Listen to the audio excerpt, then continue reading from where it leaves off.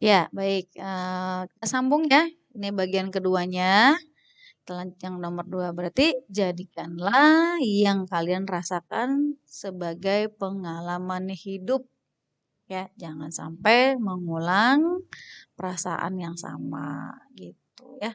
Yang ketiga, perasaan ingin menunjukkan kekuasaan dan kekuatan superior. Wah, bisa sih kamu misalkan sebagai senioritas atau pemimpin, tapi pemimpin yang bijak, pemimpin yang ngajak belajar, mengajak kebaikan, mengajak semua amalan-amalan di agama Islam, amalan-amalan amanah yang kalian sudah kamu punya, kamu tularkan ke adik-adiknya atau ke teman-temannya seperti itu. Jangan merasa dirinya kuat kayak apa Hercules. Nah, itu janganlah ya. Itu salah. Banyak tokoh-tokoh ulama di Islam yang baik yang kita bisa tauladani ya. Seperti siapa yo ya? Banyak ya seperti Abu Bakar ya atau Ibnu Sina juga bisa ya. Ibnu Sina adalah tokoh Islam dalam pengobatan. Oke, kita lanjut. Oke, nah ini ya contoh orang yang sudah mengalami bullying. Ya, wah dia udah merasakan bullying. Tadi yang ketiga ya, keempat kecewa karena orang lain tidak berperilaku sesuai dengan yang diharapkan. Bisa jadi ya, jangan sampai seperti itu ya. Kalau kecewa boleh tapi tetap berlebihan. Dorongan untuk mendapatkan kepuasan. Lalu dianggap menghina atau mengganggu kelompok tertentu. Geng, jangan ya. Kamu tidak boleh berpikiran seperti itu. Nih, orang yang sudah dibully, dia merasa termenung, merasa sendiri, tidak dilindungi, apalagi orang tuanya juga nggak tahu. Terkadang juga mau ngomong sama orang tuanya takut, ya takut dibilang anak mama, anak anak bapak ya. Tapi jangan begitu ya. Kalau di antara kalian sudah ada yang pernah merasakan begitu, langsung bilang ke ayah bundanya dan guru BK-nya. Bimbingan konseling ke wali kelasnya juga boleh ya. Karena hal seperti ini harus segera ditangani. Kalau tidak akan terjadi sesuatu yang tidak diinginkan sampai bunuh diri. Ya, kalau di Korea-Korea itu kalau ibu lihat banyak film-film bully loh nak. Film-film bully itu sampai bunuh diri, sampai orang itu nggak bisa ngapa-ngapain. Ya, di Indonesia juga ada gitu. Salah contohnya yang tadi ya. Mudah-mudahan kalian dilindungi ya, Nak ya. Oke. Nah, dampak negatif bullying, ya, ini orang yang sudah mendapatkan perilaku bullying. Satu, terganggu fisiknya, seperti cedera, terluka, sakit, dan sebagainya. Nah, itu fisik ya tadi ya. Aduh, bahaya banget ini, Nak. Kan kamu masa depannya masih panjang, perjalanannya masih panjang. Jangan sampai ada yang cedera dalam dalam anggota fisik badan kamu ya. Mata, telinga, kuping, ya. Maaf ya, telinga dan kuping sama ya, Nak. Ya. Bisa kaki, bisa leher. Itu masih banyak perjalanan kamu. Alangkah sedihnya, alangkah marahnya orang tua kamu jika kalian dibully. Makanya kalian harus bicara kepada guru BK, wali kelas, dan orang tuanya. Harus ya. Tertekan psikisnya, kejiwaannya seperti takut, cemas, rasa tidak nyaman, resah, tertekan, dan gejala tekanan psikis lainnya. Nah ini kalau kayak begini, dia tidak mau keluar rumah nih nak. Atau dia akan pergi jauh dari seorang yang membulinya. Yang tadi, dia pergi ke Jakarta. Itu siswa kelas 4 SD. Bayangin kelas 4 SD ke Jakarta naik kereta. Ya, waduh luar biasa itu pikirannya udah yang kemana-mana itu orang tuanya bagaimana rasanya ya. Jadi tertekan secara fisikisnya. Tiga, pergaulan sosialnya terganggu seperti minder, menyendiri, grogi, pendiam dan tertutup. Dia tidak mau tidak mau bergaul, dia diam saja, tertutup. Terganggu prestasi belajarnya seperti nilai jelek, tidak konsentrasi belajar, lupa mengerjakan tugas sampai menurunnya ranking dan tidak naik kelas. Ya, kasihan ya sayang ya. Mudah-mudahan di putranya tidak ada ya. Amin, amin, amin. Allahumma amin. Oke, nah ya kondisinya umumnya seperti ini. Ada yang lainnya. Orang yang sudah terkena bullying itu seperti ini. Dia tidak mau dengan kondisi keramaian, dia menyendiri, dia takut dengan semua orang. Ya, takut semua orang, dia takut bertemu dengan semua orang. Bahaya sekali. Bayangkan kalau misalkan, maaf, kalau misalkan adik ya, kakak atau anggota keluarga kita diperlakukan seperti ini.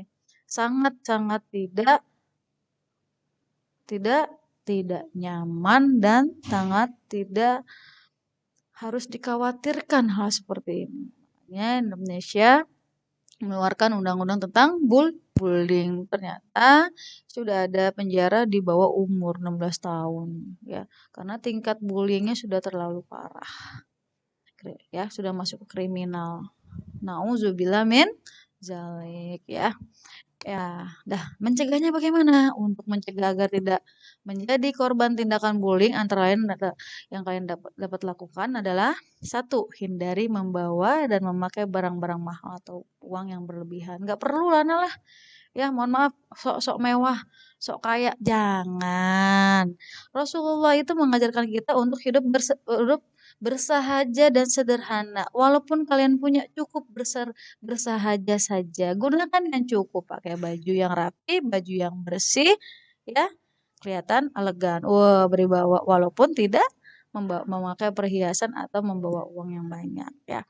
Jangan sendirian terutama di tempat sepi ya, memang ya. Jangan sampai seperti dimanapun. Jangan sendiri. Kalau tempatnya sepi lebih baik dengan teman-temannya atau berada barengannya.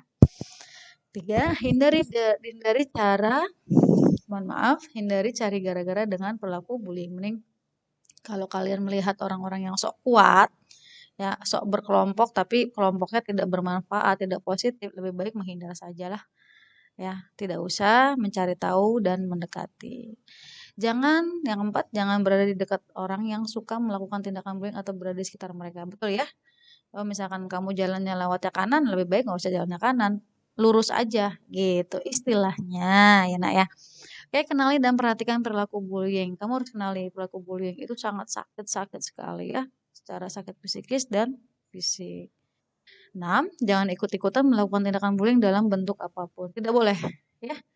Ketika teman sahabat kamu yang sangat dekat melakukan bullying, lebih baik kamu tidak usah ikutan. Nggak perlu yang namanya setia kawan, setia kawin. Maaf, setia kawan. Maaf, solidaritas. Ya enggak. Ya, nggak perlu kayak begitu. Karena perilaku bullying itu sangat mengkhawatirkan. Kalau orang yang sudah terkena bullying atau korban bullying, itu akan dampaknya ke masa depan loh, nak. Ke masa depan sampai seumur hidup kamu lakukan bullying itu pada saat dia remaja. Nanti orang korbannya itu akan mendapatkan dampaknya sampai umur 20 tahun, 25 tahun sampai seumur hidup. Sangat ya. Jadi tidak perlu seperti itu. Sangat disayangkan. Ya, banyak orang-orang yang mengalami psikologis yang terganggu seperti main sendiri ya. Apa namanya? Suka ketawa sendiri, ya justru dia dulu zaman masa kecilnya atau masa remajanya pernah dilakukan yang tidak baik gitu ya. Jadi stop bullying secara positif, secara sehat ya.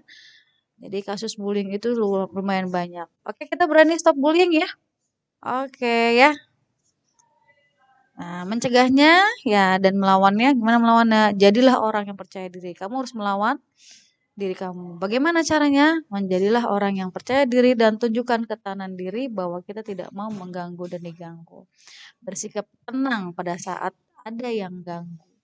Jangan biarkan emosi terpancing. Jika melihat ada teman yang menjadi korban, maka tolonglah korban dan laporkan. Jangan diam saja. Kita ada orang yang kesulitan, kamu diam saja. Wah, itu berdosa itu jatuhnya ya. Itu jatuhnya jadi berdosa ya. Lakukan perlawanan diikuti dengan berteriak, lari atau tindakan apapun sampai mencari pertolongan. Catatlah tempat orang-orang yang terlibat dan jenis gangguan yang mereka lakukan. Laporkan pada orang tua, guru, pihak yang berwajib. Ya, nah hal seperti ini bisa kita lakukan di Putraya. Oke, nah ini salah satu kita melakukan konseling kelompok.